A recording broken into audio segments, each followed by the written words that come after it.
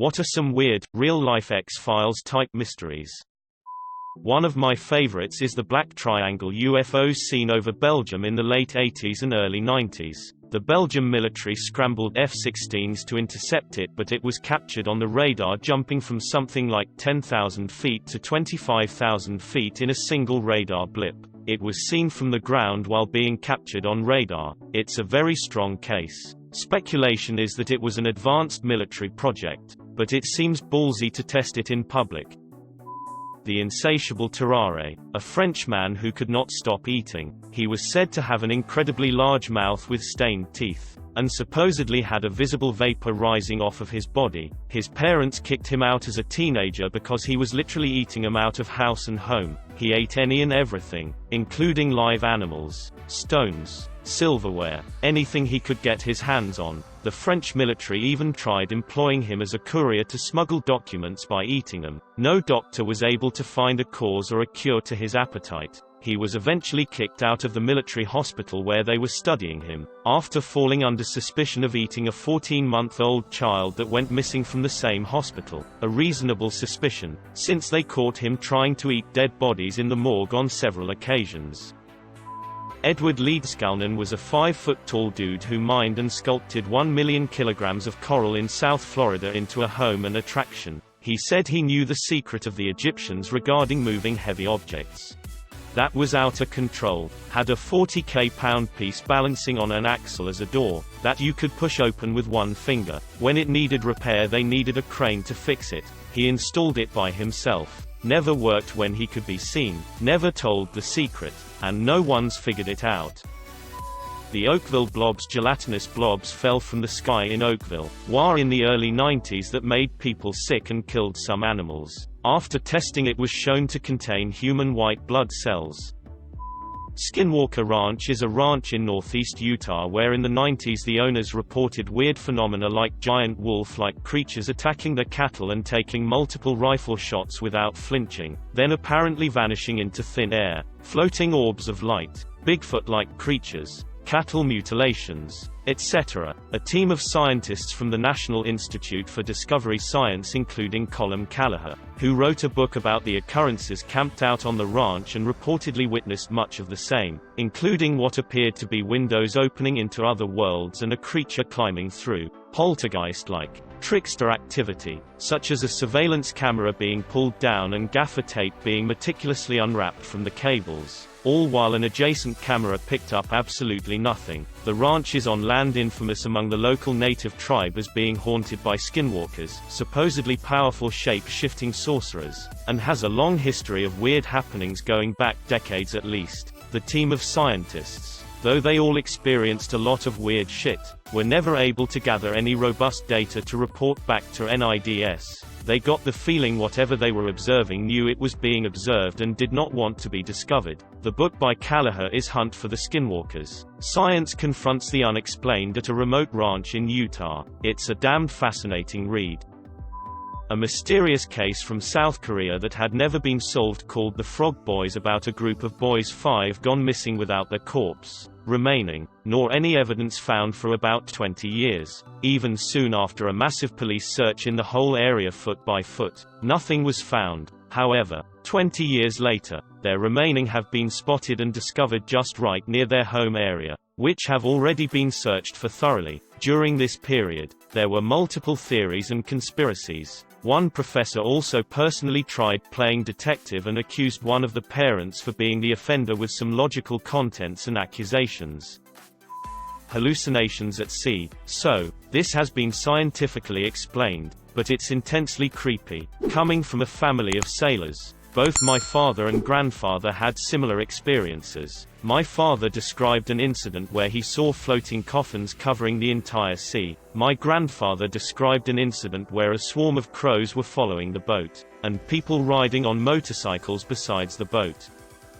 The Monkey Man would have made a great episode. In May 2001, reports began to circulate in the Indian capital New Delhi of a strange monkey-like creature that was appearing at night and attacking people. Eyewitness accounts were often inconsistent, but tended to describe the creature as about 4 feet 120 centimeters tall, covered in thick black hair, with a metal helmet, metal claws, glowing red eyes and 3 buttons on its chest. Others, however, described the monkey man as having a more vulpine snout, and being up to 8 feet tall, and muscular. It would leap from building to building like a parkour enthusiast. Still others have described it as a bandaged figure or as a helmeted thing. Theories on the nature of the monkey man ranged from an avatar of the Hindu god Hanuman, to an Indian version of Bigfoot. Many people reported being scratched, and 2 by some reports. 3 people even died when they leapt from the tops of buildings or fell down stairwells in a panic caused by what they thought was the attacker. At one point, exasperated police even issued artists' impression drawings in an attempt to catch the creature. The entire incident has been described as an example of mass hysteria. The death of Gloria Ramirez. Summary: a woman was brought into the ER suffering from late-stage cervical cancer. Her body had an oily sheen to it. Her breath smelled like fruity garlic. Her blood samples smelled like ammonia and had floating particles in it. Most of the people who worked on her got sick themselves. For a mystery very close to the X-Files, you'd need to look at something like the Paul Benevitz case. He lived and worked close to the Kirtland Air Force Base and intercepted what he believed to be alien communications at what he called the Dulce Base. He very well may have been the target of a government operation where he was fed false information and documents verifying his alien hypothesis by intelligence agents working for the Air Force Office of Special Investigations. He was pushed to the brink and ended up in a mental health hospital. And his story is full of X-Files-esque intrigue, like photographs of landed UFOs he took from the air. He was a private pilot being stolen from his house. There have been a few books written about it, the best being Project Beta by Greg Bishop. This account of a force field spontaneously appearing in a 3M facility, supposedly generated by static electricity from the films they were working with, but at a strength that would require insane levels of potential difference concentrated to one area for no discernible reason. I wanna see this on Mythbusters ASAP. I have some bad news. When I was a kid, like 2-ish, I had this dream of a man I called Big Daddy because he looked like a large version of my dad. In the dream, he lifted me up over his head, held me there for what seemed like a few seconds, and dropped me. I recall the dream vividly but not the aftermath, which my parents filled me in on. They heard a super loud thud come from my room, so they ran in and found me several feet away from my bed and both my ears were bleeding. My bed was a car bed that was only about a foot off the ground and it had walls on the side to prevent falling out of it. There was no way falling out of my bed would have made that loud of a noise, let alone the likelihood of me falling out of it to begin with. I'm pretty sure I was abducted. After that day, I had extremely vivid nightmares about Black Panthers, not sure why that creature watching me from outside my window or in the house sometimes. They happened a few times per month and completely stopped when we moved. I remember those dreams more than any other dreams I've ever had in my life. I tell this story all the time as my campfire ghost story, but I've always been tempted to get hypnotic regression therapy to see if I could look past the disguises of whatever it was that was in my dreams to see what was really happening. The Hoia Baciu forest in Romania. Visitors to the forest often report intense feelings of anxiety and the feeling of being constantly watched. Moreover, the local vegetation is somehow bizarre in appearance, like something out of a make-believe story, with strangely shaped trees, and unexplained charring on tree stumps and branches. The forest was named after a shepherd that disappeared in the area with a flock of 200 sheep. Most people who live near the forest are afraid to enter it due to the stories and legends that have been handed down. They believe that those who visit the site will never return back home. Many of the locals who have been brave enough to venture into the forest complained of physical harm, including rashes, nausea, vomiting, migraines, burns, scratches, anxiety, and other unusual sensations. I read one blog where they guessed that the presence of copper mines nearby may mean there are heavy metals down below, accounting for electromagnetic activity and other explainable causes for the weirdness. Sounds like radiation poisoning. The Hessdalen Lights. Numerous sightings of the lights but no explanation yet as far I know. I always liked Mel's hole. A guy has a hole on his property that he claims is bottomless and has the power to restore dead animals to life. Hole is tested by some people who verify the claims. Then government gets involved to shut everything down. It is probably a hoax, but has all the elements of a good X-Files story, including government cover-up. You can listen to recordings of the original interviews from Coast to Coast AM on that page as well. That reminds me of a short story where a guy finds what he thinks might be a bottomless pit in the ground. He yells into the pit, "Hello," but he doesn't hear an echo. He then throws a pebble into the pit but he doesn't hear it hit bottom. He tells the town folks about it and they toss things into the pit to see if they can hear it hit bottom. No one does. Over time everyone starts throwing their waste and garbage into it. Then the government starts using it to get rid of the most hazardous of materials, nuclear waste, dangerous biological elements, etc. Eventually everyone in the world is shipping their waste to the hole to be disposed of. A few years later a guy is walking along a sidewalk when he hears someone say, "Hello," coming from the sky. A moment later a pebble falls into the street. The celestial phenomenon happening over Nuremberg in 1561. It happened randomly in Nuremberg's sky and it appeared as if it was a type of aerial battle with spheres, cylinders, and at the end of the spectacle, a black triangular object fell from the sky and a crash was heard from outside the city. This still does not have an official explanation. UFO conspiracy theorists everywhere, rejoice!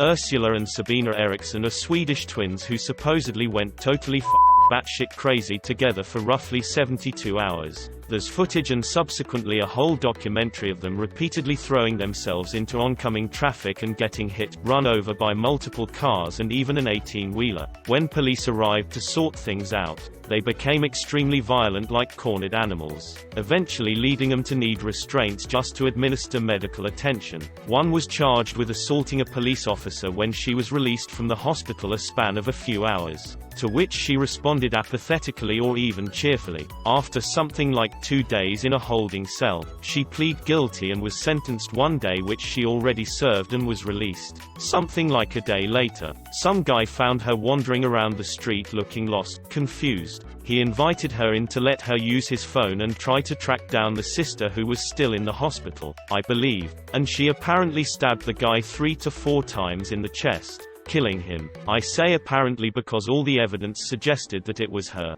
but she never actually gave her account of what happened. She answered every question with no comment from the moment of arrest throughout the trial. To top the whole thing off, doctors at the trial declared that she was insane when she committed the crime, but that she was now completely sane, and was not currently a risk to the public. The judge wanted to give her an indefinite sentence, so they would have more time to evaluate the possibility of it happening again. The law, however, required that he give her a definite sentence. Since she was declared to not currently be a risk to the public, he sentenced her to 5 years in prison. She was released in 2011 and has essentially fallen off the map since then. We know that she kept in contact with her twin through her sentence, and that they likely reunited upon release, somewhere in America. Bodies in a Florida cemetery are all missing. Doesn't surprise me, it's Florida. Probably got sick of the place and moved. Cicada 3301.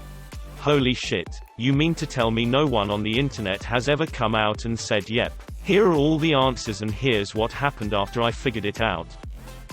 The Towered Mystery. A man shows up at an airport in Tokyo and his passport says that he's from a country called Towered. When asked to point to Towered on a map, he points to Andorra but is confused because he had never heard of Andorra before. The company that he claims to work for has no idea who he is even though he had copious amounts of documentation to prove it. He was held in a hotel room guarded by 2 policemen while the police investigated the case. He disappeared from his room even though they were several stories up with no balcony. Okay, the leader of the Church of Scientology is David Miscavige. He is married, but his wife hasn't been seen since August 2007. She used to be seen quite a bit by the public when her husband did things on TV. Anyway, here's the page. D.B. Cooper. Plane hijacker who parachuted out of the plane mid-flight and was never caught. The Battle of Los Angeles. Military guns and spotlights just shot up into the sky for minutes and then it was over. No one has a clue what they were shooting at. It was over LA and no one can give any reasonable account as to what happened. The military said it was a weather balloon. Most people say bullshit.